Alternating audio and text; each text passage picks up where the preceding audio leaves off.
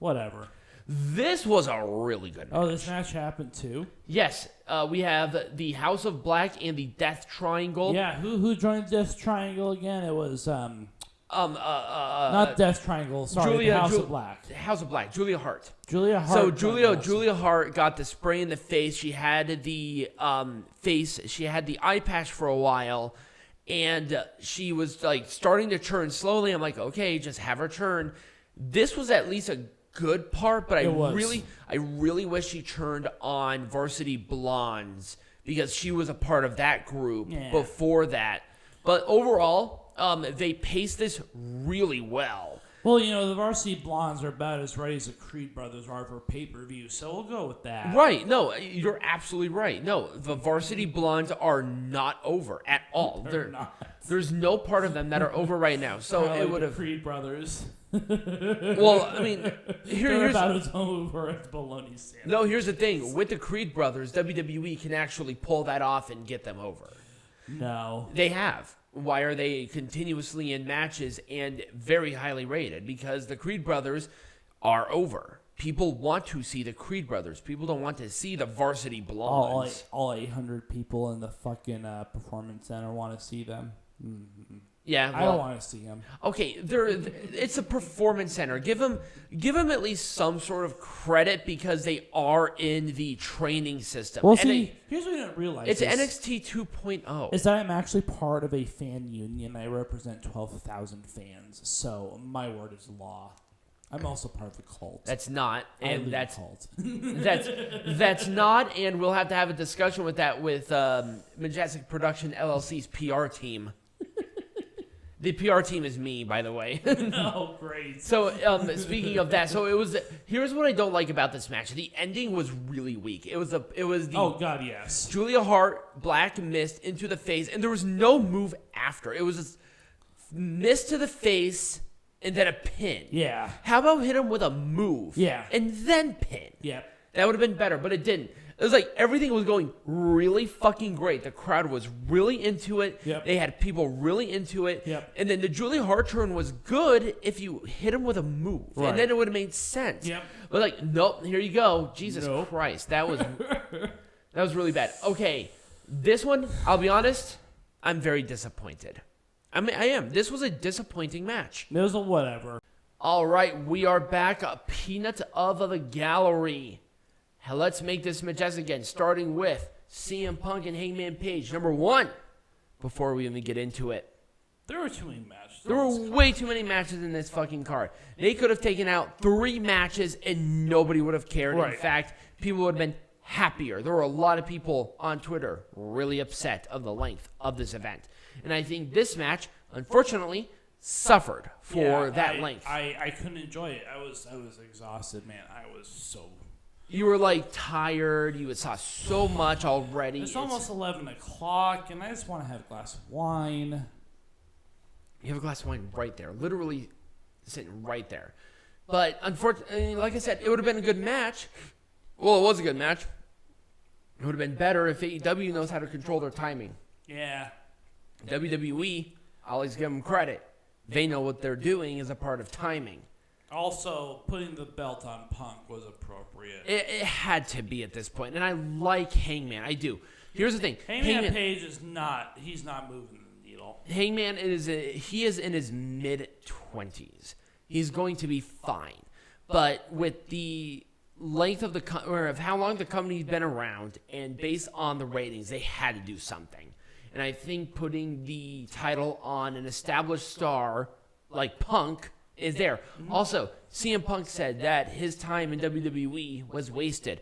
Are you fucking kidding me?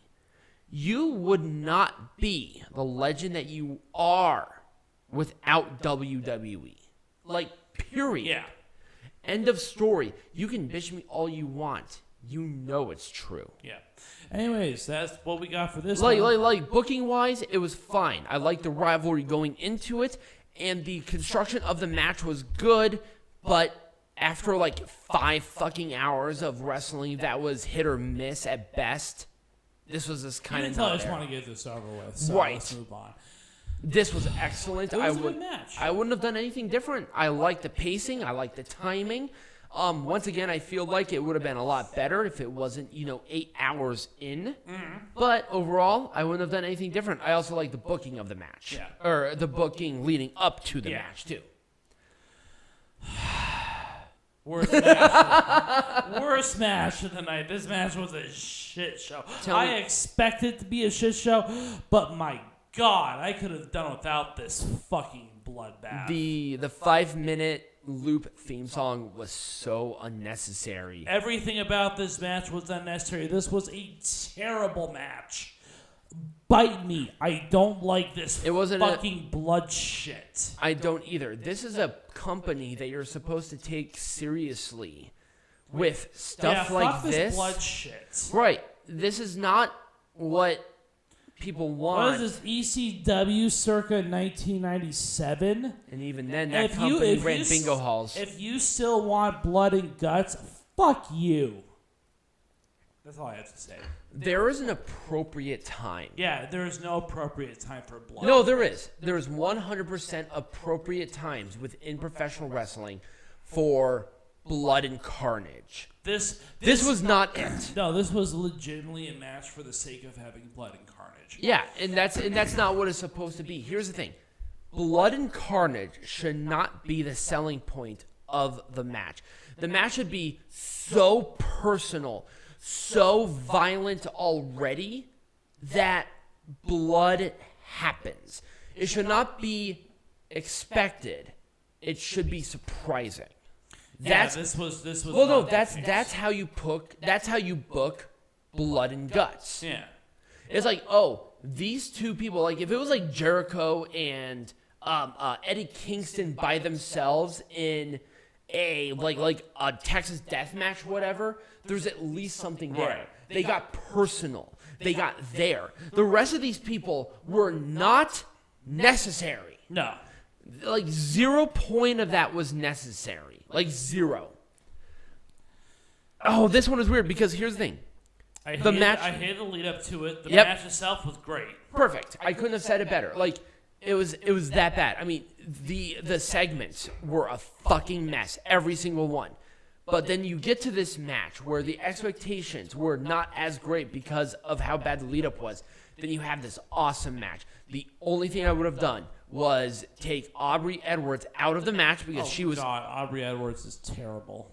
Her distraction here was just abhorrent. Abhorrent. It was hard for me to enjoy it because the Aubrey Edwards run around like a fucking a chicken with his head cut off. And it's like, can you leave them alone and stop doing weird animated shit? You're a referee. You're supposed to be essentially invisible to the audience. And you are running in between spots. You're in the wrong place. And it's so bad. And I do not fault either one of these women for that. It's not their fault. They pulled off a great match overall. Can we skip this one? No, we're going to talk about it.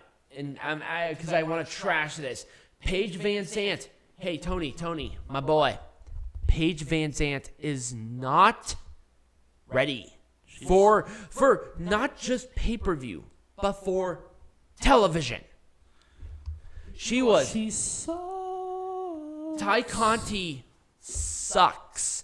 Period. She's improved from her time in WWE. I'll give you that. But she's so focused on being the Sammy Guevara AEW locker room cum rag that she's lost the plot. She has. Yeah, no one cares. Sammy Guevara has lost all interest in me, and I think everybody else. Yeah, why do I care? Nobody cares. A guy who actually had potential to be possibly at least someone that was kind of there is now gone. Nobody cares. Cool. They have. I think AEW has ruined Sammy Guevara and Ty Conti. Period.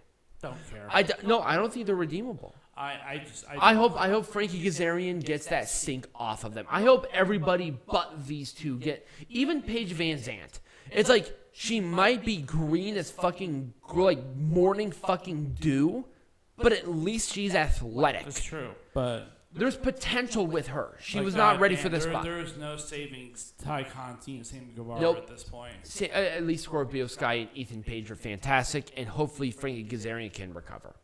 Frankie Kazarian doesn't need anything. This would not have been on a pay-per-view, by the way, at all. This would have been on Rampage. This is the last minute fucking decision. It was stupid. Like this fucking match. Oh God! Why are we talking about this one too? Kyle O'Reilly is such a great wrestler, and Kyle O'Reilly saved Darby Allin's life like 2 times during this show. Absolutely, and I think the fact that Darby Allin is still popular shocks me. Yeah, Darby Allin sucks. He sucks. He is not. The problem is that he was an amateur wrestler. He knows better, but he keeps doing this. It's like, dude, I swear to God, you will be paralyzed by like next year if you continue this. Pretty much. He 2 times. No, not even 2 times. 3 times during this match. There are times where he could have been paralyzed. Like legitimately, boom, gone. But Kyle O'Reilly is such a master that he just saves like people's lives. Right. He did great submissions. We're just gonna roll with it. I mean, I guess if you were going to book a Darby Allin match at this show, might as well it be with Kyle O'Reilly, somebody safe. Yeah. At least give him that.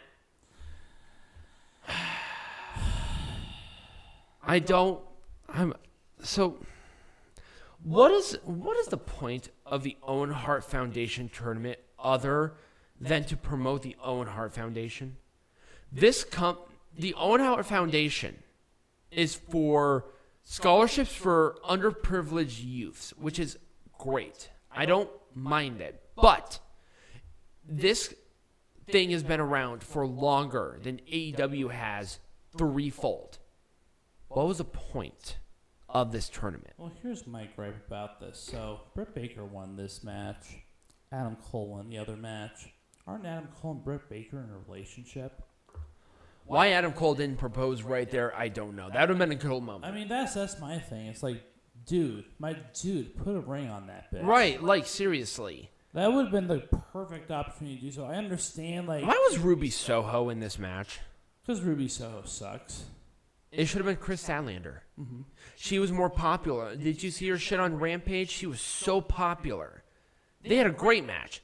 This match was mediocre. Yeah, Ruby Soho's mediocre at best. Yeah, unfortunately. It's like, oh wait, why is Ruby Soho not getting over? Because she's not really that good. No. And that sucks saying. Because No, I like she's Ruby. not. I like Ruby Soho. Sure. Her whole character is about it's as stale as bread. It's getting old. Yeah. It's getting a little old. It's like it's about as stale as a London street. Oh well, that's really her. Okay, cool. Maybe crank it up to like infinity. Maybe you'll have something. She seems very reserved. Yeah. And that's the problem. Here's the thing. With Dr. Britt Baker, she cranked up an IRL situation of her being legitimately a dentist to infinity. Exactly. And that's why it works. Right, and that's why she's popular. Right. Ruby Soho's like, oh, what's your goal and purpose? I'm a punk. Okay, cool. What are you going to do? I'm going to do an 8 on the punk. No. Crank that shit up and then break the knob. Then it will work. Right. Because it's really not hard. I did like her entrance. I will say that. Rancid doing the live performance, I thought they did better than the fucking Fozzy guitarist again. Oh, the Fozzy guitarist that did fake shit? Yeah. Yeah, I don't care about it was garbage. I don't care about the Fozzy guitarist. At least Rancid was good. She can get over it. Anyways, let's talk about this one. This one, I was so disappointed. Yeah. This could have been so much better. These two were on autopilot. Nobody cared. Like, seriously, buried that far into the card, nobody cared. If this is going to be how you pay tribute to Owen Hart with all the matches that you had leading up to this, shit, may as well bring Owen Hart back up and drop him back down to the ring. Just bring him up from the fucking grave at this point, because this was stupid. I mean, he might as well kill himself. Oh my God, Jesus! So here's the thing: like, he'll put himself in a plastic. These are the make the death faster. Jesus. These are the finals of the Owen Hart Foundation tournament of a tribute to Owen Hart. Way you to guys, go. Owen Hart's looking up from hell, being both matches are on autopilot. Yep, Owen Hart's looking up from hell, being that's my legacy right there. Dax Harwood and Cash Wheeler. Dax Harwood and Cash Wheeler had such a great match, and that honored him. This did not at all. Period. This was a good match. It was all right. Based on the rivalry and everything, I loved this match. Yeah, I just don't care. The ending was the only thing that I had a problem with. Why? Like, when was the last time that mist in the face? Here's the thing. Like, Tajiri's a great example. The mist to the face was a distraction. Right. For a legitimate, let me kick you in the side of the head as hard as I can. That's a finisher. Yeah, no one cared about this. A spray. I like this match. I wouldn't have done anything different, maybe other than the finish. The debuts were good. That's about it. I'm gonna give the debuts at least a good, solid thumbs up. This was not about the actual match. No, it was not. I'm sorry. I can't. Like, I like both of these women. I do, but at the same time, this was not their best match. Nope. Like, at all. But, man, I will say at least one thing.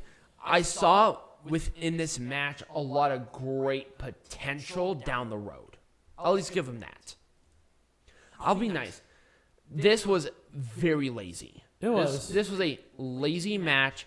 At least it was safe. It was safe. No, it was 100% safe. It was not a crazy. You can tell there were veterans in that match because they played it pretty safe. Right, and the Young Bucks, I will say, they did a good performance overall. I thought they led the pace that the Hardys could keep up with. Yeah. Where they did a bunch of good, crazy spots in like good clusters. Yep. That did not lose my interest overall, but at the same time, I've seen better from that. Yes. And I think that's kind of where it lost me. It's like, you have this match, and that's all well and good, but we've seen this match. Yep. In a bigger match when the Hardys, who are the Broken Hardys, taking on the Bullet Club Young Bucks in Ladder Wars, a much more significant match. In a much better match overall. Yep. That was a dream match. You have, like, quality. This one, it was good, but it was just there. Everything here was excellent. Yeah, it was. It was a Haas match. MJF got his ass handed to him. That's all I wanted. A great way to write him off of TV. Mm-hmm. I'm not sure if you saw on Twitter of the medical professional putting a nose and face mask. Literally, I'm not kidding you. You can look this up. Over his nose and his eyes. And I'm like, oh, I breathe out of my eyes too. What of it? But I thought this was a great way to take MJF off of TV so they can do their contractual obligation. Wardlow showed so much great character. Yeah, he did. The development of Wardlow as a character is just cranked up to a But Wardlow was so comfortable in this, and he played to this crowd and got them so riled up. Like, he's the next TNT champion. I wouldn't be surprised if he's the next face of the company. Give him some time. Yeah. He has the athleticism. He has the look. Like I said, if Scorpio Sky is looking for a new person. Yep. He has the character. Wardlow has, I will say one thing. Like, I even said this to Peanut Gallery earlier, that Velveteen Dream had the it factor. I think Wardlow has that it factor. I think he has all the tools to be possibly a future AEW World Champion. Mm-hmm. Give him some time, and they're doing that right. Give him that time to really develop. He'll be your face of the company. All right, easily. Let's move on to the last match. I hate saying that I liked it, but I did like it. I really did. I thought it was cute. I thought it was funny. It was cute. And people were really into the match, and it made me smile. The contrast of Hook and Danhausen, Blankhausen. It was good. I really liked it. Smart Mark Sterling was really funny. And I thought Tony Nese and Hook were a great contrast of the comedy that kept people invested that this was a wrestling match. Yep. So I wouldn't have done anything different. So that was it for Double or Nothing Peanut Gallery. Next week is going to be weird. Why is that? Male parental unit is going to be in town, so we will not be doing a show. We will not. I know it's kind of weird because we have 2 pay-per-views next week. Following week, we got 2 pay-per-views. That following week, we're going to have a marathon of shows. We're going to cover Hell in a Cell. We're going to cover... in your house. We're also, that week, going to also cover Always Ready. And we are also going to be covering Wrestling not Dontaku. Dominion. Dominion. It's going to be a hell of a week. But, but spending time with male parental unit is way more important than the show. So I hope you understand that. No show next week as far as we know. Now, that could change on an instant depending on what's going on. But we are not planning on doing a show next week. Do not expect a show next week. Expect a marathon show the week after. Mm-hmm. So if you did enjoy this video for the length of it, remember to like this video, subscribe to the channel, become a patron. All the links are going to be in the QR code right next to moi. And as always, be majestic.